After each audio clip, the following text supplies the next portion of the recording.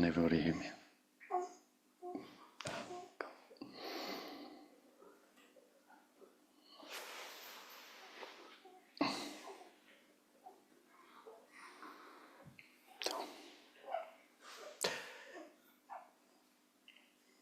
Is there a delay? Just from it being connected to your laptop, the sound, the videos come from there and the sounds come from your laptop, so there might be a delay between your lips moving and the sound coming through. Oh, yeah. Is there a delay in the sound? Oh, right. Okay.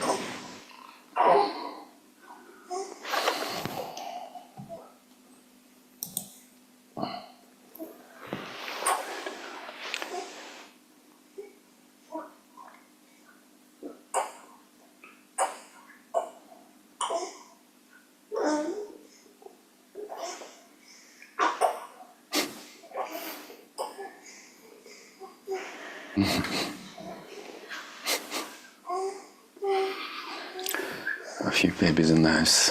No.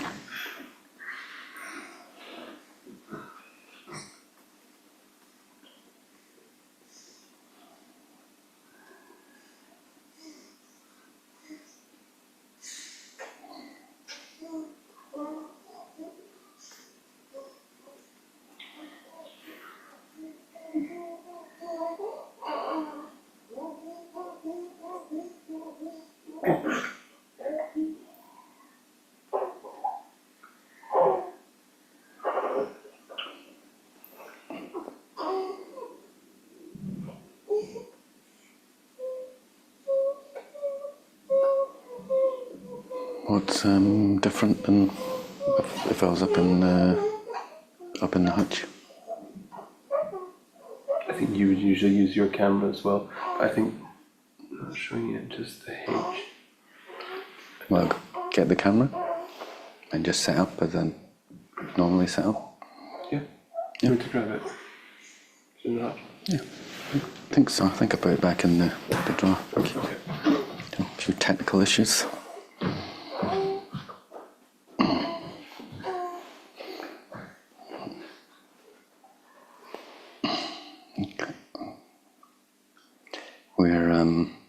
We're just setting up as I usually set up. That'd be probably for the best.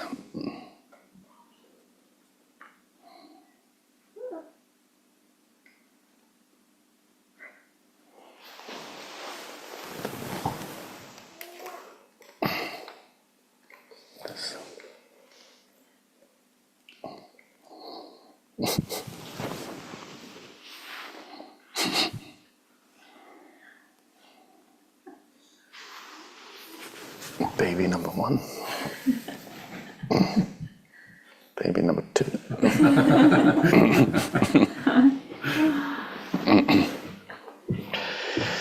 We will be transitioning cameras.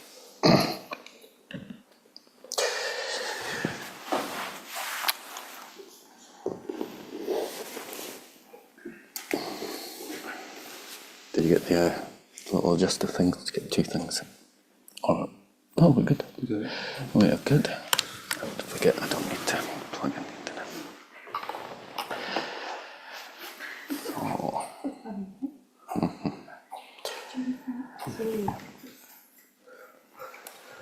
So please forgive us. Let's see.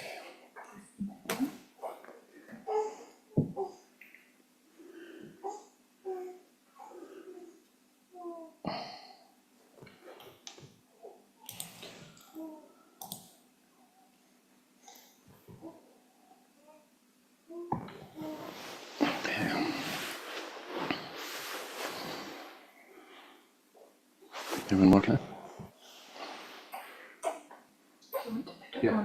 Oh, good. So it's up now? Yeah, it's a good idea.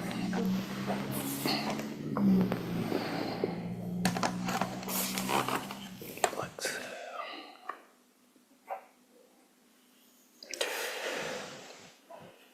We don't want robots taking over.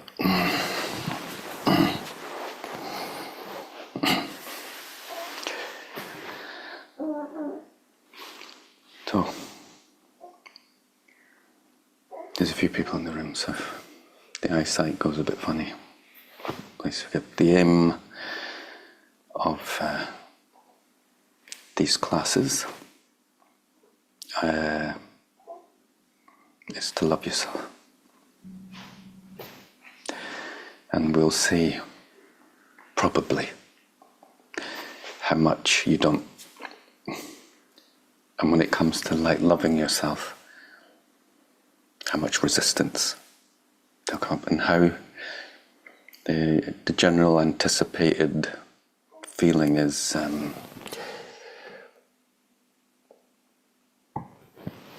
you'll feel uncomfortable. Like you'll feel uncomfortable, feel weird, like that you're doing something stupid. Yeah, when we do like certain meditations and it's about loving yourself, you'll feel stupid. Like, so we'll do a meditation. You're just going to love your body. Yeah. And you, depending on if you want to, you can physically touch each part of your body. You're going to love your body. And just note if there's any resistance. You'll not feel stupid.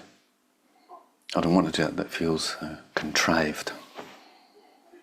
And then you can just reflect. How much you put your body down. Maybe you don't. Anybody put their body down? Universal. Why don't you think that's stupid?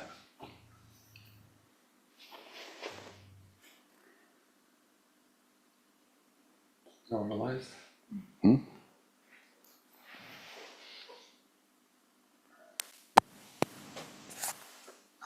It's normalized. Everybody here?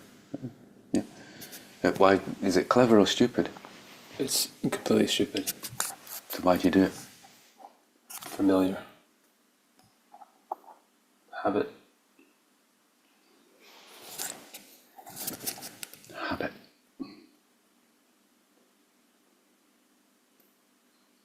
Does anybody have any other thoughts that what we mean by habit? Why, if you know you're doing something stupid, can somebody think of something that's stupid? I'll tell you something that's stupid. You cook a full meal for yourself and you put it in the bin because you don't like the way you rearranged it on your plate. That's stupid, right? Now, if I make you do that 7 times in a row, on the 8th time I give you freedom to act, you're going to do it. No? No. So what do we mean by habit? I'm doing something, I know it's stupid, but I'm going to continue to do it. Is it compulsion? You don't question it. Rahima says you don't question it. Right, so what happens when you do question it? You realise how stupid it is. You realise how stupid it is. Are you still going to do it? Probably. Probably. Why? Because I'm stupid. There we go. Because I'm stupid.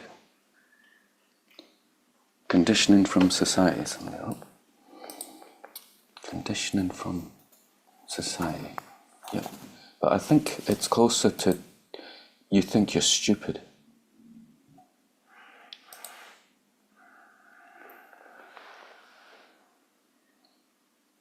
If you spend the day thinking you're amazing and that you're wise, do you think that would be easier to then, when you're thinking about your body, to put it down and hate it? It'd be quite difficult, wouldn't it? It'd be quite difficult. So it's a viewpoint we have on ourselves. Yeah. So when we're working through this like fundamental viewpoints we have on ourselves of what? That we're rubbish, we're stupid, we're we're not worthy. We're chemical scum, I think, is the common materialistic paradigm. There's no reason for living. There's no higher power.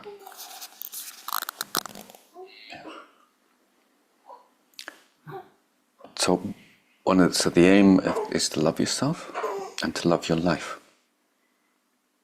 Yeah. So we want in this course for you to find the life you want to live. Yeah. A career you want to do. An art you want to perform. How to live a creative life. A beautiful life that you love. Buddha called this right livelihood, so it does kind of like it fits into your spiritual flourishing. Buddha says connected to living a right way of living. Now, right, you can hear those, like the English language, you can hear those words, wrong, there's a wrong way of living and there's a right way. So we just generally get that idea of the ideas we have about spirituality they come from, this is the root, this is why this is like foundations of spirituality, is to love yourself. This root, I'm unworthy, I am wrong. And then that enters into this realm and then appropriates all the teachings into this view we have. You know, the first view is we must love ourselves. From that view, you can start to love everyone else. If you don't love yourself, you cannot love everybody. You cannot do it. You can give people energy and things like that, but inside there's this, I'm not worthy. And it poisons everything. And hopefully it'll make clear what what we call spiritual teachings are. So just know that there's a connection. Obviously, in fact, life is non-dual. It's not some highfalutin philosophy. It's just everything's interconnected, which means your job, how you are with people, yourself, it's all interconnected with how your spiritual life, just get rid of spiritual, how your life is going to unfold. So, someone tell me what difference because you tell me this all the time. I'm going to have time to practice Dharma. You know, I need to do something. You tell me what career you need to stop doing or doing to practice patience.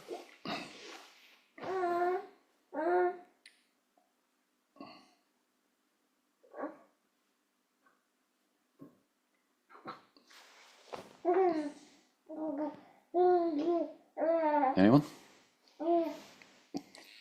Because you tell me you haven't got enough time to practice Dharma, you're not doing it. Right. What job stops that? I wouldn't say there's any. I'd say there's always an opportunity to practice patience wherever you are. Right. Maybe even more so out in the world in a difficult situation. So we can take patience off your list. Does everyone agree? You can take patience off your list of I haven't got time to practice the Dharma, or right. Someone tell me what job prevents you from being generous. And that doesn't mean giving money, just generous with your smile, your time with people. What job prevents that?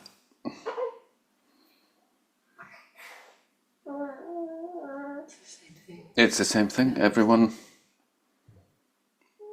I don't just agree. Maybe you work as a prison warden, maybe.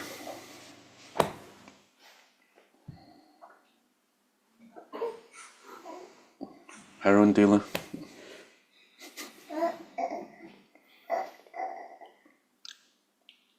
Things like certain, you get the right livelihood, certain things might be more difficult to be like a generous, loving person if you're like a hardcore criminal. But ultimately, like deep down, you could still be generous with them, right? So, someone tell me what job or your career that you feel that you have to sacrifice in order to practice Dharma. Yeah, this is the thing, you have to sacrifice my outer world to practice Dharma, right? That's it. Which one stops you from saying nice things to people and refraining from saying horrible things to them?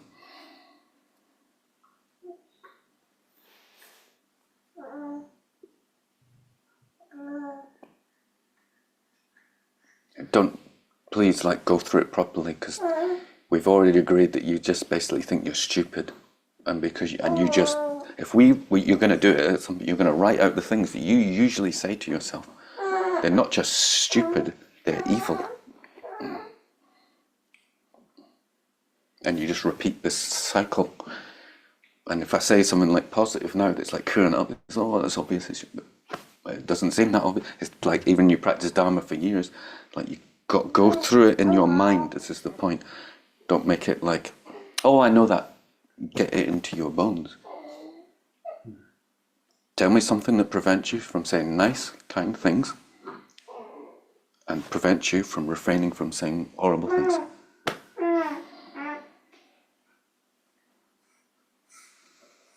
The next one's going to be a bit more entertaining. Find me a job that prevents you from killing.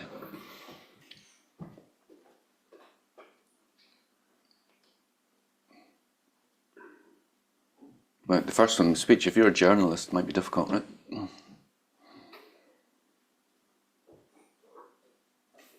We're always killing, no?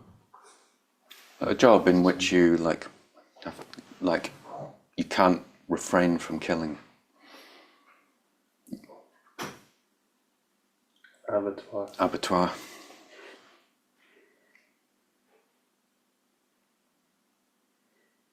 A vet, I suppose. Does a vet? I bet Samaya says, but we can then debate, get into serious debate about if you do it with the good intentions. It's a bodhisattva action. Hakim says butcher. Butcher. Do they kill? Or they just chop up dead bodies? Do they kill? Sometimes. So you can see this this is what Buddha means by right livelihood. Being in the army? Being in the army. It's interesting that the worst negative action is the actual jobs. The other one's what we're going through is like speech. You can do anything how you want to think.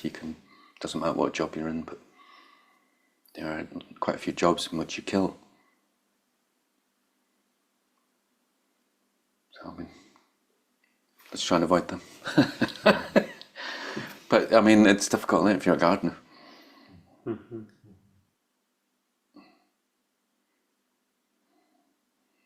And there are certain jobs and certain things we do that are easier.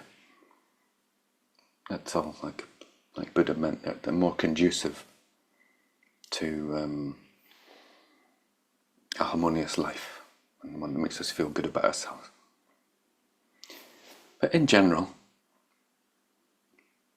apart from killing things, there's nothing prevents us from anything prevent us from having a joyous approach to being patient, a joyous approach to being generous. Again, there's nothing, right? Is there any? There are now. We're getting more interested. Are there any jobs that affect your ability to concentrate on the Dharma? Paul? Sometimes for me personally, it's loud noise and too much exertion. Kind of breaks the concentration. Jobs where you're, it says loud noise, too much exertion. Does that prevent you from being patient with it? No. it's more difficult to be patient with it. Yeah. We can still practice the Dharma, but we may not have an idealized thing of like focusing on the ability to concentrate on your mind. One of the notoriously difficult ones is an accountant. You just have to deal with numbers and money all the time. And people that have worked in like spiritual centers and they deal with the money, it's the hardest job. No one wants to do it. Other jobs, like if you're cleaning, you can just keep your mind on the Dharma. Physical labour's great and stuff, but jobs that occupy your mind can be for that element of concentration. But in general, most jobs or most things you're doing, you can maintain in a state, right? It's not actually anything really preventing you from, if you are an accountant, then you need Dzogchen, just to observe the numbers moving through. And is there any job that prevents you from being wise?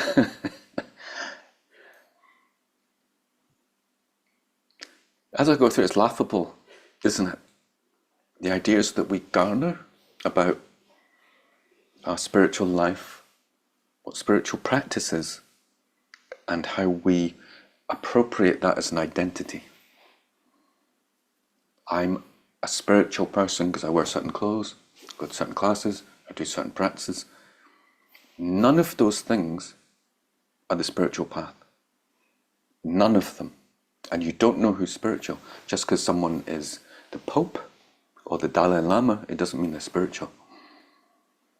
If someone does many hours of sitting meditation, it doesn't mean they're spiritual. It just means maybe they've got a job they enjoy. So the reason I talk about this in the current people sitting here, don't know if there's people watching or people watching in the future, is I want a career that I want. And one of those careers might be to be a monk or a nun. But yeah, when we're doing this course, a lot of the stuff will be things that I've done myself. So there's probably disclaimers these days for seek. This is not saying you don't need a therapist or a doctor or some other thing. So I'm just mainly speak from personal experience. I remember like being a monk, and I was just so happy. And I was so happy when I studied drama and performance. But this is what I want to do now, like later on in my life. Both the careers, they've got nothing to do with the Dharma. I met some of the most miserable, I'm not going to swear, people I've ever met who are monks. Like really hate life. It's going, and like I don't want to speak to you. The reason I'm a monk is I want to get away from people. And it's like, and then our master would make me make me be with people. It's like I don't like people. It's just like, yeah. Just what I renunciate from like the external point of view. Don't like people. I want to withdraw from the world. You think that's spiritual? Does anybody think that's spiritual? Does anyone think that's the Dharma? Like you teach kids that? I think I always thought that was spiritual, and that's my spiritual identity is to be a nun and withdraw from the world, and it's a constant. This is great. This is exactly because it's an idea that's got in, and I do think that's spiritual. Like nuns and churches and caves and meditation and so it's Well, hopefully when we as we go through this, you might just go, that's absolutely what I want to do. But it's not spiritual. So it's like, that's how I live now. I'm very blessed that I'm a meditation teacher. It's like a crossroads of being a theatre director and acting teacher and meditation teacher. It's like I love it, but it's not spiritual. It's just a career.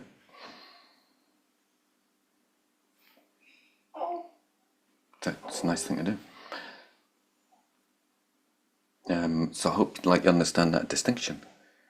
It's like it's a lifestyle.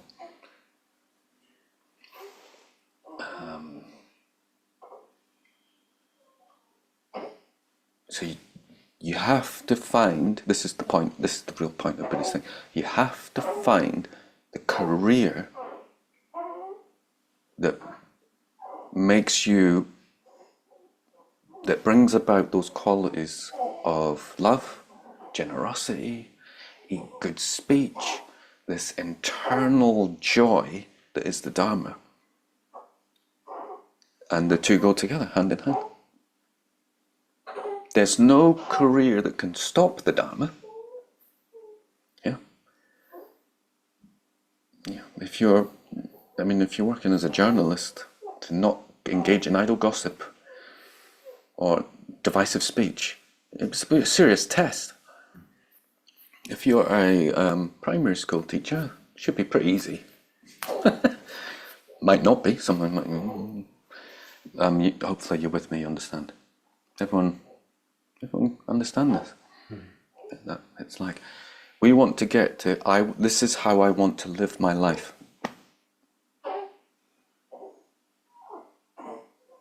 And to not be afraid to do that. Like, for example, if you want to be a monk or a nun, there's like voices go, no, you shouldn't do that. You've got kids. You've got this. You shouldn't do that. You shouldn't. But I really want to. But no. But that's. You should be in the world. You should be in the world. You should be a bodhisattva. Should. And on the other side, it's like, I just want to have kids and a family and play all the time. So you should meditate more. You should practice. You should do formal practice more. Should.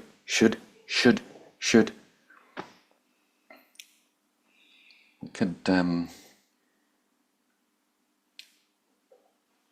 know.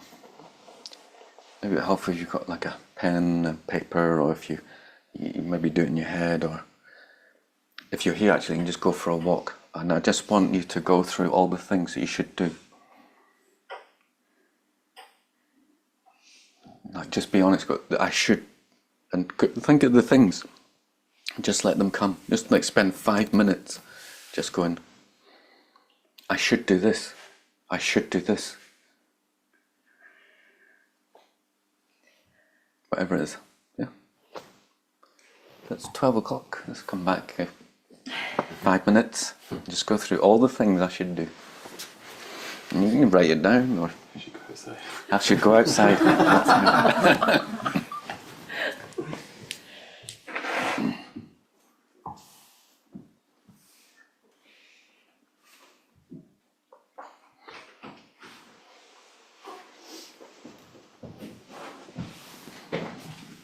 She's still feeding.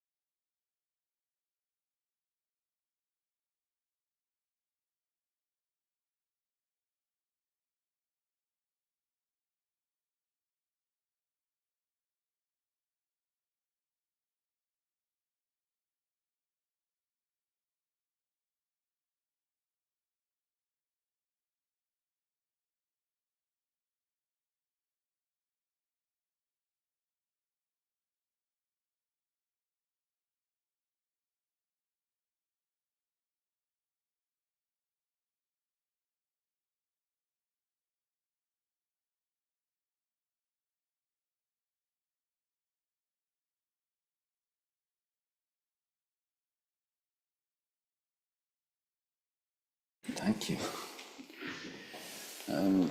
Maybe we'll see how this course goes, that we may not record it, we may not like go online, we'll see, depending on what people want to share and what comes up. But does anybody want to share some of the things they should do?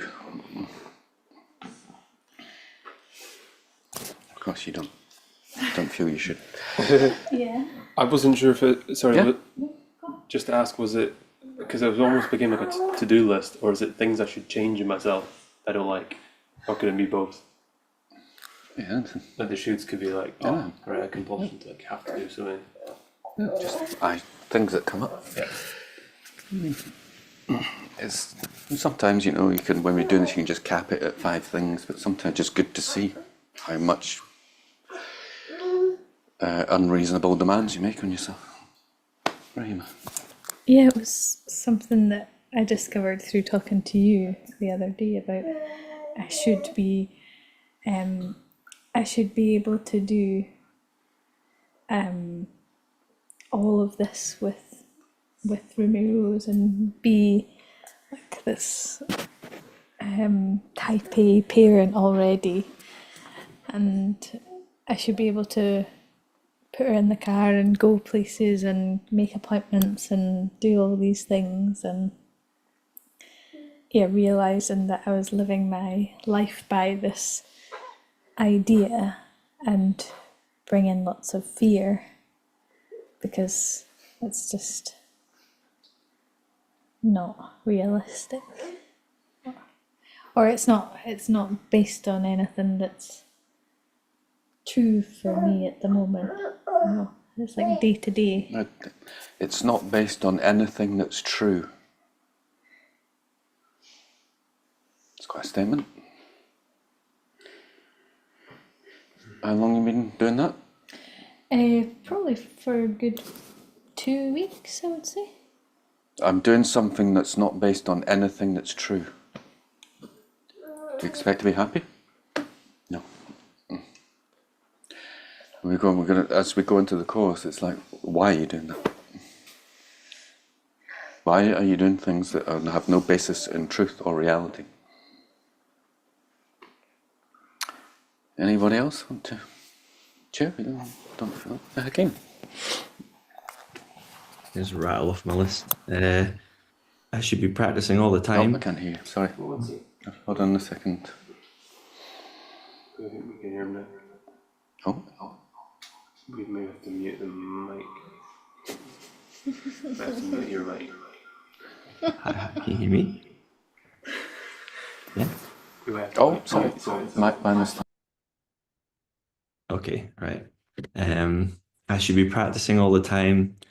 I shouldn't follow music as it won't pay the bills. I should have a secure, well-paid job. I should have plenty of money in case. I should be further on the path. I shouldn't follow music as it's egoic to want to be recognized and validated. I should be more grateful. I should be practicing multiple hours a day. I should have my life together more. I shouldn't be spending so much time working, and I should have a partner by now.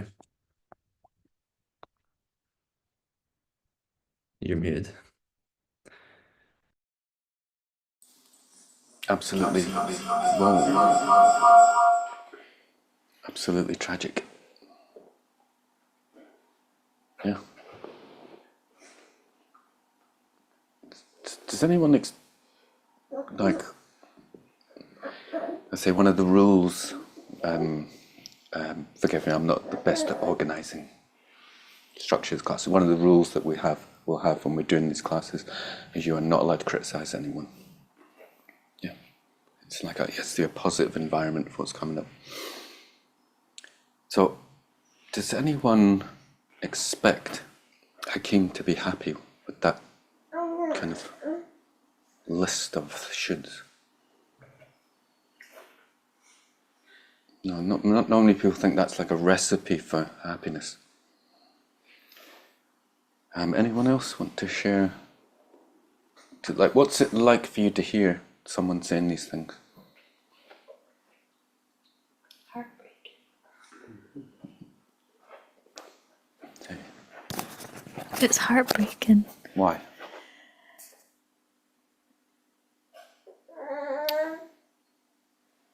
my granny used to quote Robbie Burns to me, and there's a line, if thou see ourselves as others see us. It's like, if you could see what I see, and it's like when I look at Hakeem, like he's an inspiration in terms of a Sangha member, and like how much of a good person he is, and very successful, and in terms of whatever he endeavours. It's just like through the years these things come up repeatedly for us all, and like it's so sad that we can't see what we're doing great at, and it's being clouded by all these shoulds. So what you're saying is Hakeem's internal dialogue has got nothing to do with reality. Yeah. Just what you said. Verse. Just what you said. Right? Yeah. Does anyone here think what Hakeem said's got anything to do with his reality? Or the thing, or and we'll probably not have time to go through everyone should. Does anyone starting to sense that what you've written down as you should has got nothing to do with reality?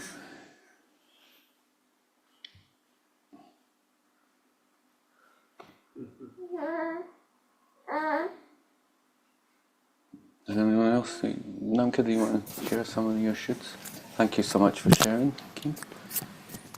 I was going through a lot of shoulds, and it ended up being quite fast. Like, should do this, should do that, should lots of things.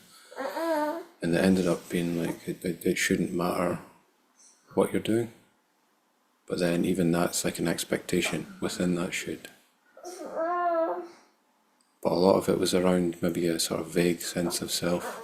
Like I should maybe have more clearer direction, or it's a sense of desire or ambition towards. And then it's the self-critic of being like, just don't know what's going on. You've never known what's going on. And the sense of direction really was the kind of the theme. But before that, it was a lot of outer should be doing this in order for things to work better, systemizing. Kind of. Thank you so much, Namka. It's like as you're saying that, how much time do you spend thinking like this? Too much, Rahima says. If I say like more than 5 minutes A day. of your life. Oh gosh, yeah. Now, most of you here have done meditation. And it's like we're doing like, you develop a thought or an intention and you try and follow it for 5 minutes. Has anyone had through their meditations? I mean, we're all currently doing something together. This is, if anyone watches this recording later, but has anyone had any effect at all on their life from doing the death awareness meditation? Hakeem's nodding, it's had an effect. Youngchin's had an effect. Anyone? It's had an effect? Mm-hmm. How much time did you spend thinking about the death thing?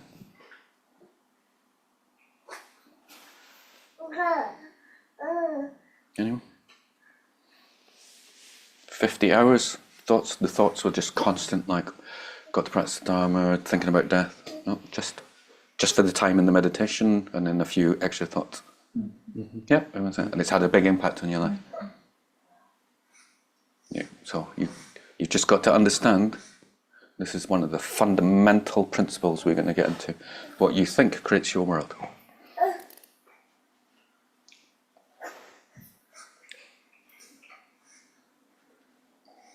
What you think creates your reality.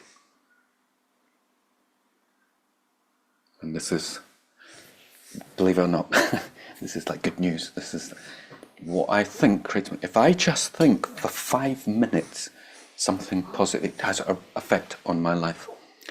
But you've got to know that all those thoughts that you're having, I should do this, I should do that, they have an effect on your life.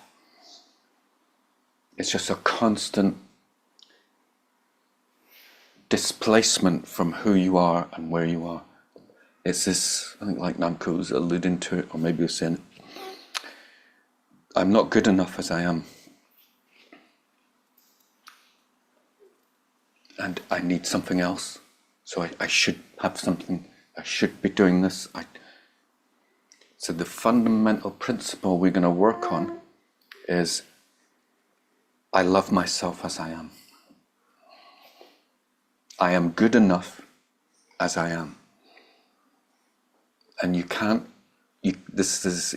just think it a couple of times. You have to do it again and again and again and again. You have to replace I should be doing this, I should be doing this, I should be doing this. As Rahima said, 2 weeks of being a bad mother, blah, blah, blah, with a good thing. You're going to make a contract with yourself. Yeah, we'll get it written up somewhere. And it's important, contract's important. To dedicate your time to love yourself. Yeah. Now, how much time have you spent criticizing yourself and disapproving of who you are? That's what should do. How much time have you spent? Lots. Yeah. I also do something else, which is imagine everyone else is criticizing me and that they hate me, and that so I do it to myself, but I also project a world that's also doing it. But this is the root of why. Exactly. So Yeah. it's this kind of inherent victimhood that's perpetuated as well. So Yeah, it won't let you come out. No. Yeah. Where's it got you? So everyone tell me where it's got you. sick. It's got you sick? Not now, but Anyone else? Unhappy? Unhappy. Does it work? Does the constant self-criticism and disapproval work? Creates a lot of tension. Creates a lot of tension. Yeah. Does it make you a Buddha? No. Right. Does everyone agree it doesn't work? Yeah. You can write in the chat if you go, no, it works. Does anybody here think it's wise to follow something that doesn't work? Right? So now it's time to approve yourself. I am good enough as I am. I'm going to love myself. I'm not going to criticize myself. I'm going to praise myself and approve of who I am. And try it and see if it works. And then see if there's resistance to you approving of yourself, loving yourself. Then we'll come to another fundamental. I almost guarantee you will blame God. God doesn't want me to. No, it says in the book that you're not meant to enjoy yourself. It's bad to think like this. It's bad to have desire. It's bad to... Whereas the Buddha said all the negative stuff, like the things that you come from because you don't love yourself. So when he's talking about, like, don't follow that desire, it's from this space. He's not talking about desires are bad, being alive is bad. They're not talking like that. But if you've had a wrong set of teaching, then it just goes, and it makes it worse. Yeah. Tantra, if you go into Tantra, is so fundamentally approving of yourself. You just imagine you've got absolutely zero flaws, and you walk about like that. Like everything you do is perfect and enlightened, and you can do anything. You can shout at people. You can just... That's what it is. My first response is fear that praising myself would stoke the ego. Classic spirit. Oh, saber-tooth. Sorry, Sebastian's got the mallow in his mouth. Yamantaka. I know. Sorry about that, Sylvia. If you turn up your volume, I can turn it down here, and then you can have a dialogue with people who want to speak. Just their sound to come through. No, he's typed it. Okay. Yeah. My first response is that praising myself would stoke the ego. Anyone else feel that might come up?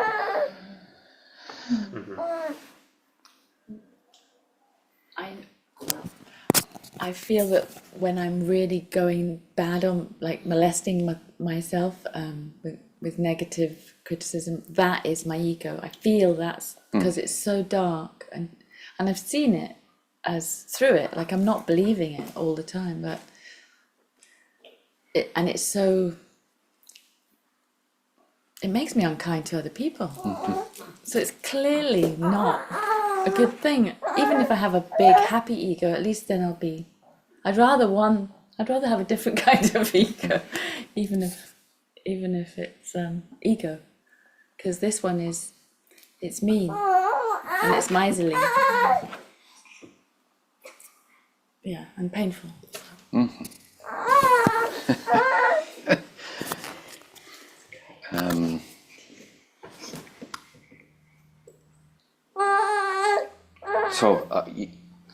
We've got to get into the habit of praising ourselves a lot. That's what Tantra is. You just constantly, you offer things to yourself. Spend an hour and a half every day if you're doing Vajrayana, you're offering things to yourself.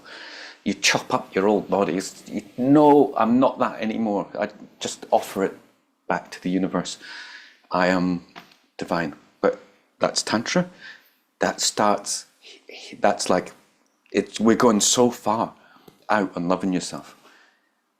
The first thing is understanding how much you think negative things, understanding the impact thoughts have, and doing it and committing to loving yourself. And allowing good things into your life. One of the things that maybe come up, synchronicity. I think, I can't say his name's Goethe or something. He says, when you decide, I am going to follow the stream, doors just start opening. And this is true. If you're just not available to it, it can't happen. And some of the other fundamental principles are, you are part of the creation. Now, you don't have to believe in a higher power. Many of you may or have experience. And for this class, we use the term higher power. Someone tell me what makes the flowers grow.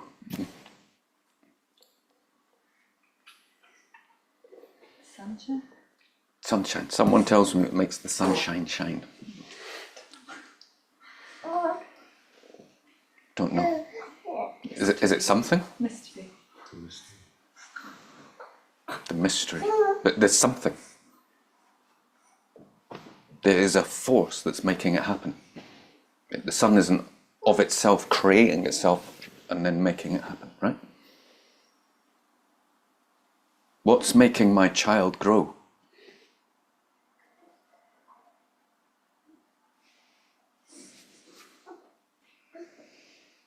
Like, sunshine's not making this carpet grow. It's receiving the sun. There's a force, right? Or if you have a corpse, the sun's not making the corpse grow. There's a force. What's breathing you? What is it? Is it there or not? This is the question. Is there something there that is making things happen? There's a force in Star Wars. The Tao. This great spirit. Something. And it's creative. So the other fundamental principle is everything changes. Does anyone disagree that everything changes?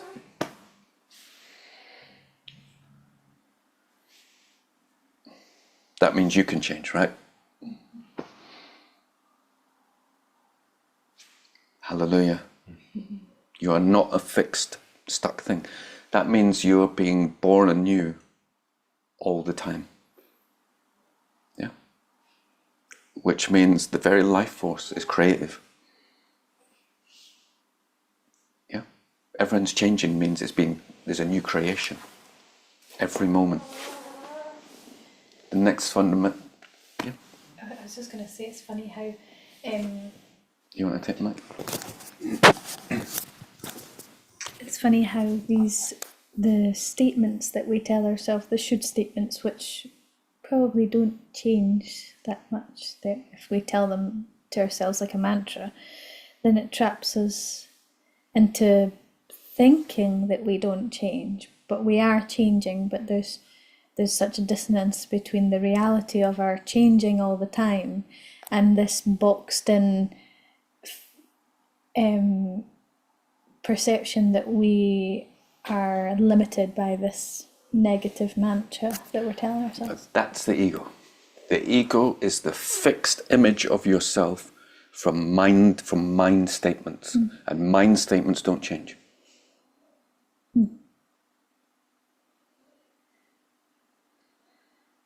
Yeah, that's what's stale, the mind. You just think the same thought, that's life, it's going on. And then we get stuck in this set of mind things and images of who we think we are by looking in the mirror, or whatever it is.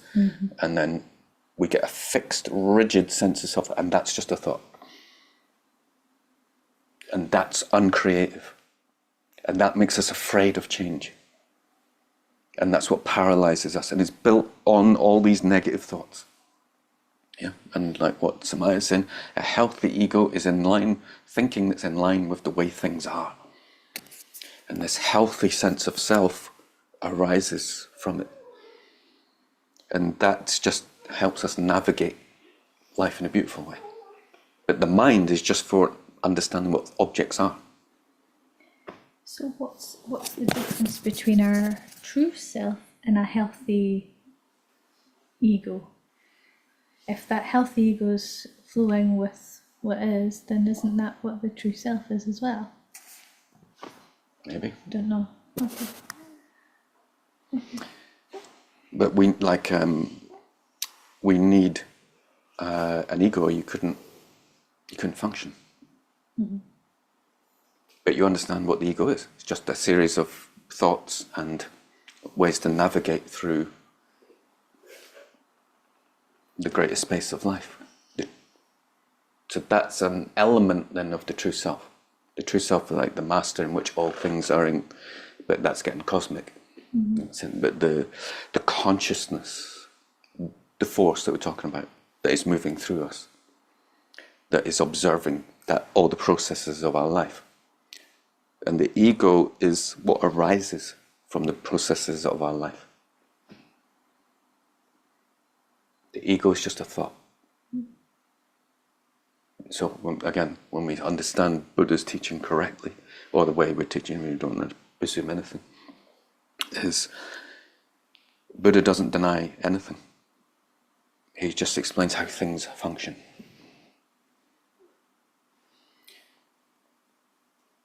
If you really think there is a person called Santa Claus, you're in trouble. If you understand that Santa Claus is something we make up in our minds, people can play Santa Claus, there's no problem, right? We understand how it actually exists.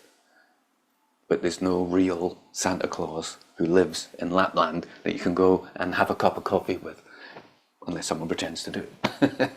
Am I making sense? Right. But we'll start to see the blurred lines between what having rest in the true self is and what the real self is, and what the ego is, and what it means to function properly. But we don't want to get too much like idealized about that just now, because then that can interfere with these fundamental sense of I love myself. Yeah, so we love ourselves totally, and then Buddha's teaching then going, right, now how does that self exist? I want you to feel how different that is, and I hate life, and I want to see through the ego because it's so completely different.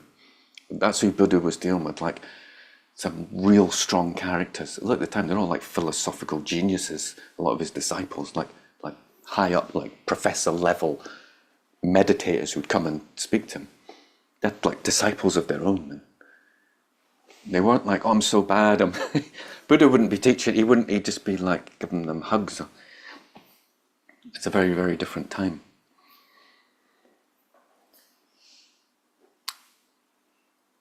The other fundamental principle that we're going to bring is that I am unique.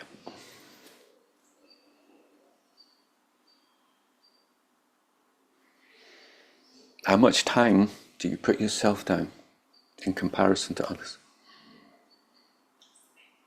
Oh, big one for Samaya. I came to smile. Does anybody not do it?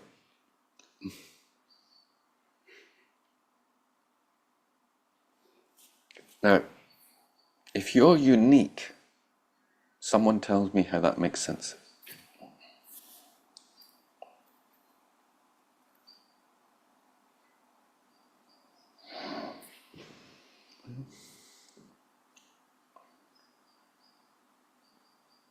And what's the judgment system?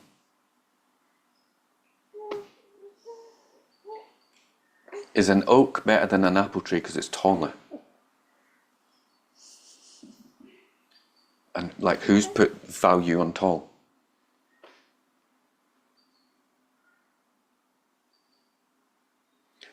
This is this will be probably maybe a lifetime work, maybe, but we want to go into is, where do my thoughts come from? All the shoulds that you had, feels like a lot of it is comparison. Yep. Where does these thoughts come from? Like, so, where does it come from? Where do all the shoulds come from? You can do this for homework, actually, for the next week. Where do they come from? We can all agree that I'm not in touch with reality when I'm going through shoulds. It was like made these statements. Where did they come from? That I should be like this. Think of a should you've got from your list. Borrowed voices from others, from the media. Borrowed voices from others, the media. The one that you've got, can you think where it came from? Parents. And school. So, just going from that, do you want to live your life based on what school told you when you were how old? 5, 6. 5, 6. Anyone? Is that wise? No. No. No, we're like all adults and we're like kind of smart, but you're living your life according to what someone says when you're 5 or 6.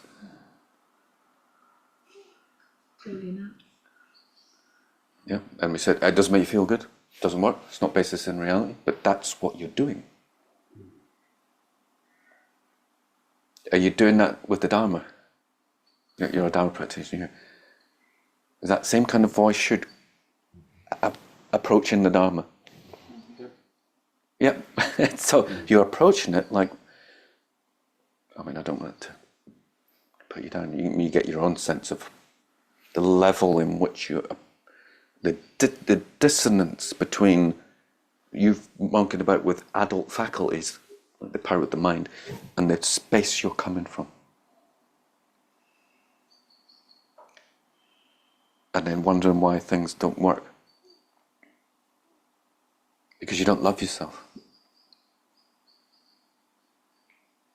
You don't trust life. So we're just listening to these voices, and these are like energetic patterns we have to release. I'm just like saying this because you've got to, what's it, Hakim says, the problem is I believe a lot of my shoulds are reality. Exactly. And this is why we're doing the class, to make it, is it clear to you when I'm speaking? It's not? Mm-hmm. Some of them, yes. Some of them, Sorry, no. can't hear you.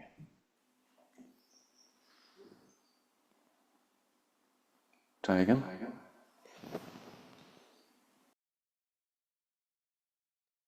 I'm just saying some of them, it is clear that they're nothing to do with reality, but some I feel are.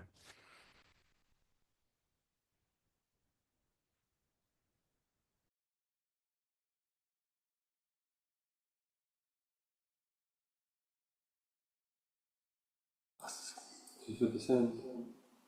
So we have to. Can you share with us any that you feel are reality? I suppose the ones more like especially my big security ones. Like I should have a secure job that I don't necessarily like because I need to be secure, things like that.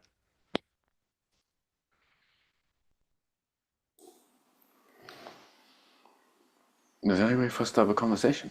Yeah, you just have to, if you turn your volume up, I'll just do this. Ah, right, great.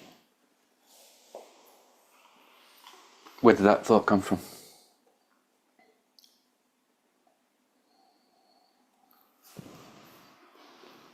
Yeah, parents, society. One sec. Can't hear it. Can I just, if we just try the audio, make sure it's selected, speaker. Okay, try again. I'd say it's like parents and society beliefs, I suppose, probably. So say the thought again that you should. That I should have, been a secure job that I don't, that earns me a lot of money that I don't necessarily like. I just need to suffer because I need to be secure. Why is that the truth?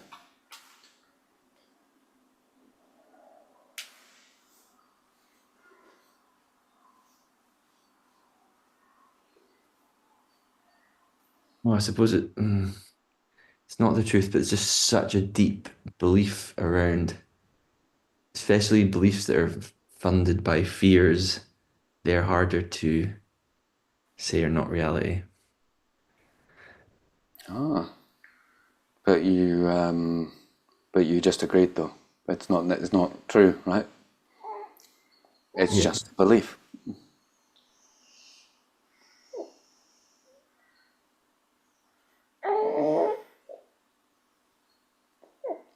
Can you trace where the thought? This is what you do. Spend some time doing it. Can you trace where that thought came from? How does it make you feel? It's just a should. So, I'm doing for time. So, one of the things you're going to do, like part of your commitment to yourself, is ban the word should. And you have to be very, very rigorous about it.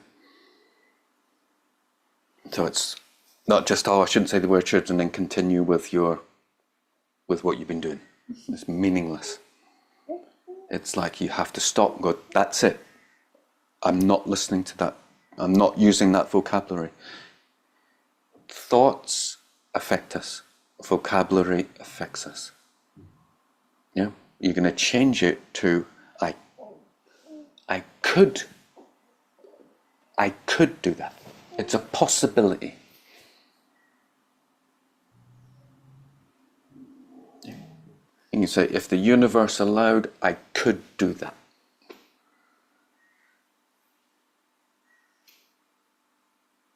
It might be possible. If you're thinking about the past, I should have done that, then you have to understand that's meaningless. Or you go, it could have happened if I had all the elements that make up the causation for that to happen. But I didn't. It couldn't have been any other way.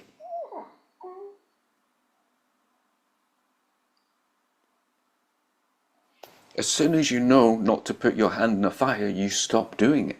But before that, you don't go up to the child and the child might go, I shouldn't have put my hand in the fire in the first place. I should have just been able to see. It's just meaningless. Make this connect that between the should is not part of reality.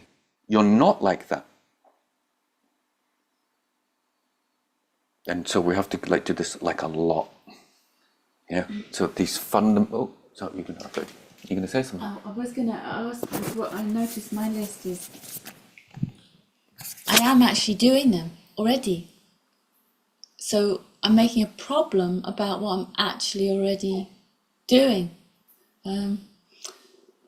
So it's like I don't know what that is. It's like it's a little bit past. It's subtle. It's like just making everything wrong instead of right, when it's exactly already what I am doing or making my best effort to do, or so it's making a fight where there is actually no fight. I mean, I think now we get into original sin. Yeah, it's just no matter what I do, I'm not lovable. Exactly. Yeah, so we'll get into the core principles which you have to.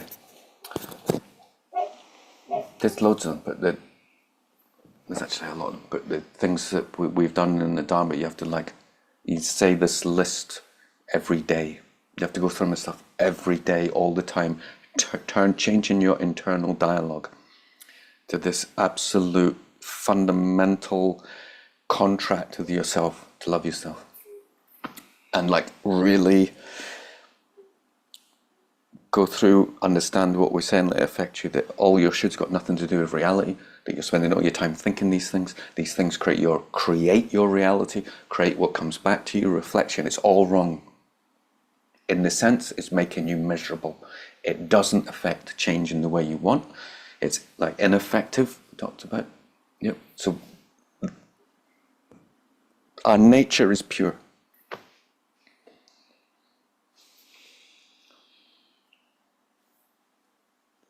Yep, it's like Buddha nature, it's called. Muhammad probably did it the strongest. You are pure.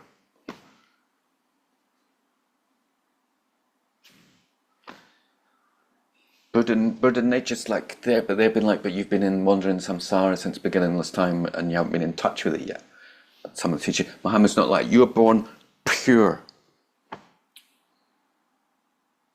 Same with Osho. As a child is a Buddha. It's pure. It's not a Buddha, it's not conscious itself, that's all. And then things come on and it takes us out of that state. Our nature is pure. Everything you've been talking about is not you. And you have to reflect on this and take it as a principle in your life. You've got to go, I believe that. I'm going to live that. I'm going to identify that I am pure. I am good. Yeah. That the life force, this is the other one, is creative. We are part of it, and our job, we can't not be creators. We're doing it all the time. And what Rahima said, what's blocking it is these stale thoughts that just kind of a veil that getting in the way of the way you spoke to yourself outside. You've never spoke like that before in your entire life. It's new. It's a new creation.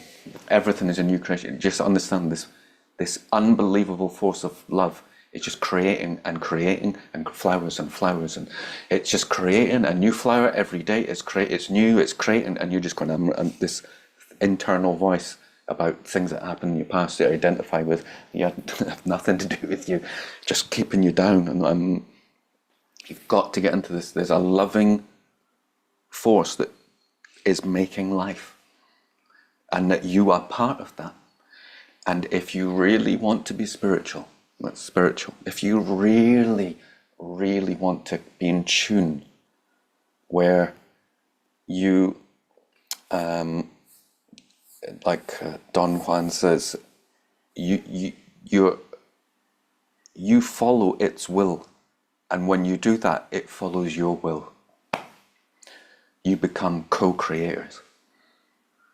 It's a weird paradox, but you start to feel that. And then new thoughts will start to come. Creative thoughts, they'll just go, oh, I could go over there and do that. And you're creating, and your life starts flowing. And this is what the doors are opening. That you are meant to create and do beautiful things with your life.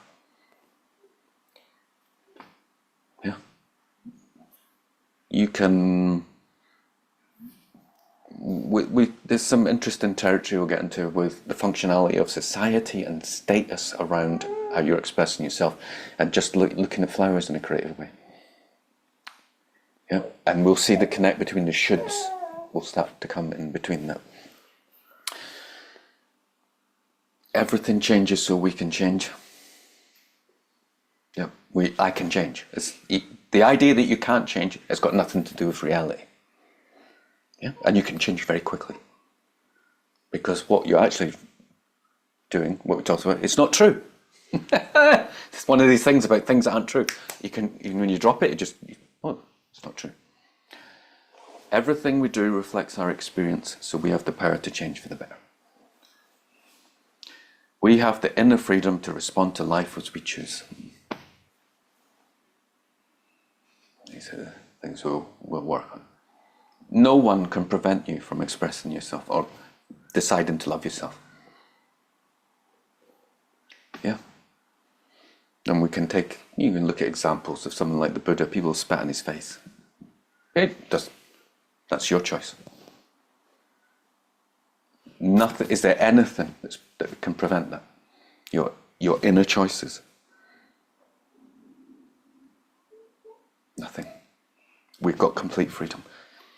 The other principle that we have to focus on again and again is life is precious. That means you're precious. Life is precious. We cannot separate ourselves from the life sources that support existence. And that's the fundamental. It's just like God doesn't love you. You are God.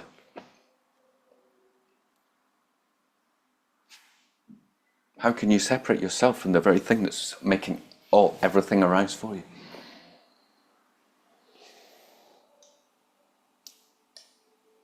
Next one. Love is real.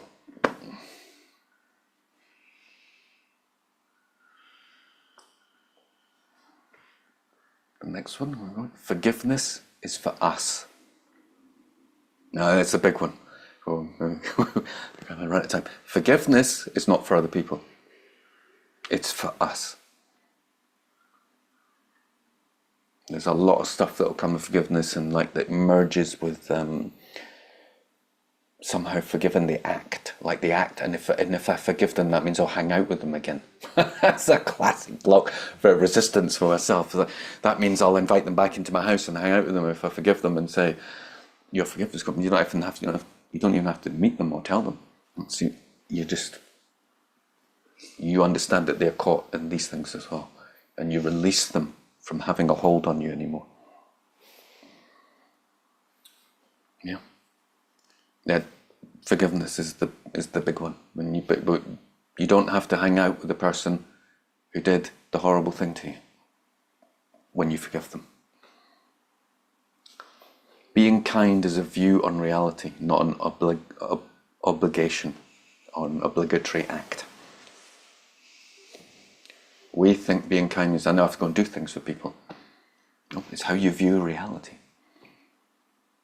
It's just a sense of kindness, openness.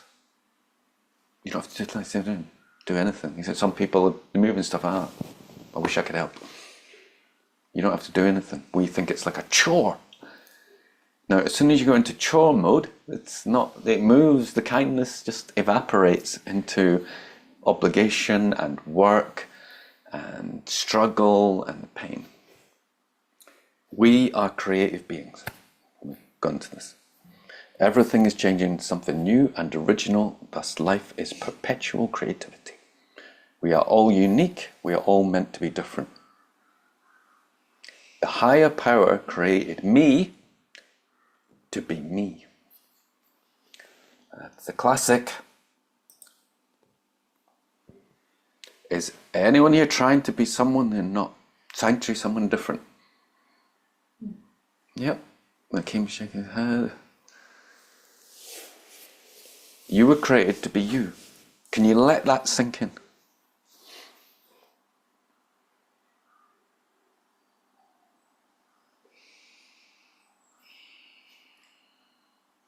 Can you approve of yourself?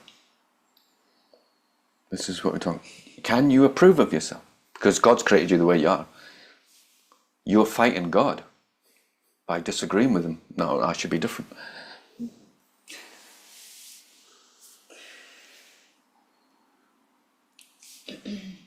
This is so great. Yeah, the fundamentals. And anyone, Hakeem? Just as you say that, it's kind of hard to, the thought comes up, it's kind of hard to know what's genuinely me. You know, you say just be yourself, but what's all the false? How am I not myself? Yeah, basically.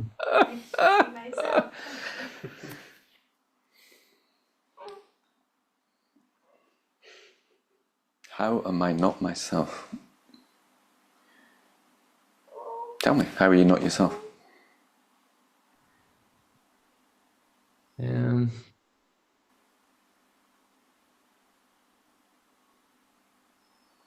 I guess there's more meaning thinking of all the things I associate with all day long, believing that's all me, and then when you're kind of told just be yourself, I don't know, there's a dissonance there. Yeah. You start to distinguish between all like the ideas you have, all the shoulds. Yeah, and you don't. We're just going. I don't trust myself. Yeah, and like this, like oppression of how I should behave. And like, well, you know, kind of if you lift it off, you might go crazy. That's the thing. All the things you've wanted to do, but you don't want to do, that you haven't been able to do. Then you have to trust that you've got wisdom. And it's like with Osho's ways, like do it. Put your hand in the fire. If that's what you want to do, put your hand in the fire. And you'll stop doing it because it hurts. I'm talking with someone this morning. It's like, get angry if you want. It's your life. You took this. The spiritual path. There's no moral. There's no obligation. There's no obligation. Get angry. See if you enjoy it. See what happens to your life. You'll start to notice your friends start to leave you. You start getting horrible feelings in your body. All the rest of it. I don't want to be angry. That's called wisdom. It must arise within. It can never be imposed on the outside. God gave you the energy of anger. That's going to Tantra. You love it so much, it's like becomes a deity. And when you're practicing Dzogchen, there's no attachment to it. It's just gone. But this duality, it's like, no, I shouldn't be like that. I have an idealized version of myself, and this anger spoils it.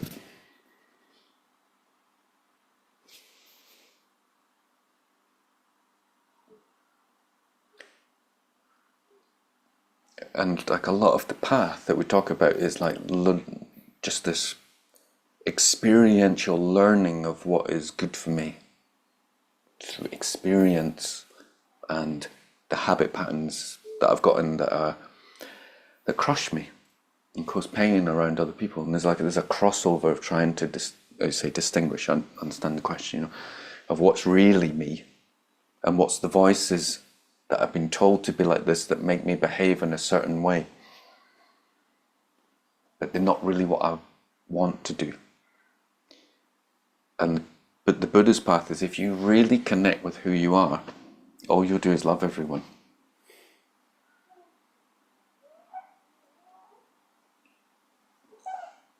Yeah, it's like this inner trust, this inner love. And yeah, some stuff might come up. Oh, I mean, it should do. There's a lot of gunk in there. I guess it's going to have to come out, and you have to trust yourself. It's okay to, if you're going to love yourself, you've got to allow stuff to come up that you've repressed. That's the idea. And we want to go into like child states, so we will have this thing where you make dates with yourself. Yeah, and you have to commit to it. Well, I don't want to make a date. You go, that's stupid. You just watch the negative mind just come in again and again. We've all agreed that the way you've been doing things hasn't worked. Yeah, I'm going to try things that seem stupid or seem like it's like, oh, that's I'm above that. We realize we're not. We're operating from this really disturbed, like a disturbed inner child space, and we're going to go back into the inner child and love it and honor it. And you're never too old to live the life you want to live. That's the thing. And we transform it, and then just start. Anger will then have its own perfect place. This is the holistic spiritual path, like as shown in the Tibetan Buddhism and shown in Sufism. All the names of God, all these energies within us have their own place and time. Yeah. Whilst we're living in shoulds, it's, if you let anger out in that space, it's horrible, right? It's like a demon. Because it's just from this, it's like, whoa. But you have to see that. You can't, it's not just like, again, another thing. How does this make me feel? And the work we're doing is tracing back. So I think, trace back. But that was the homework, I think. Look at the sources of all what you think. Yeah. The other exercise you're going to do is look in the mirror for 5 minutes a day and just go, I love you. You're beautiful. And in the meditation, then get around to doing the meditation. You can do this when you look in the mirror. You can do it as a meditation. I am loved and lovable. This is the mantra. I am good enough as I am. I am meant to be the way I am.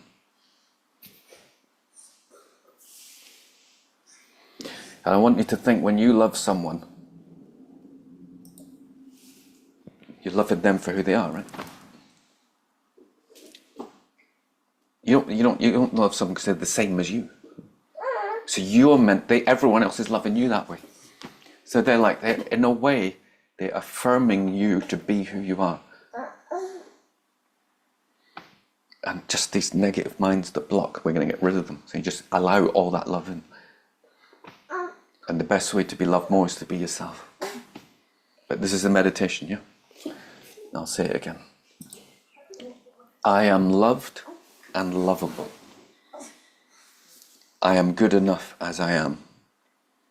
I am meant to be the way I am. So you can do that looking in the mirror.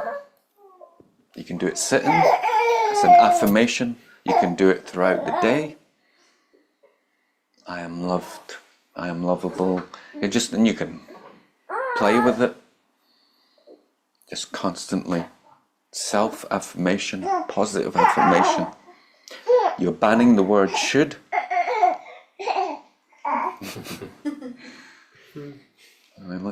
Likes the mouth. And you're looking at the sources of thoughts. Okay, that's 1 o'clock. We'll, if we had more time to do that, we've just done that as a meditation now.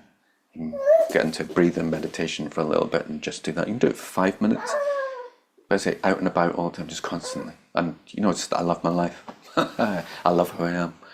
And the things we've talked about can reflect that God has created you the way you do. Okay, so thank you so much for the class. I hope you start to make the connect between this and we'll bring your Dharma practice to life. This is a fundamental. And enjoy and watch. Keep recording the resistances. All the I don't want to do this. And just keep noticing that mind that wants to keep putting you down. Okay, thank you so much.